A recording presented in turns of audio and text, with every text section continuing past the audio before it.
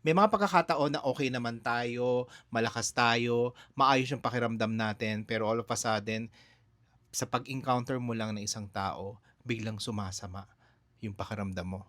Baka nausog ka na or na-evil eye ka na. Huwag kang mag-alala, meron akong i-she-share sa'yo na pangontra dito. So, ito po yung maibabahagi kong pangontra diyan sa mga ganyang klaseng usog. Simple lang, kumuha ka lang ng rock salt, mag-pinch or kumurot ka lang ng konting asin at itapon mo ito sa kaliwang bahagi ng shoulder mo. Just like that.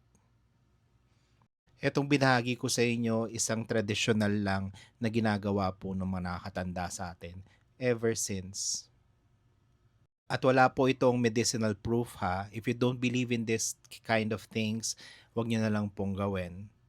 So again, this is Angel Card 88 saying love and light to all and let's stay positive mga kaswerte.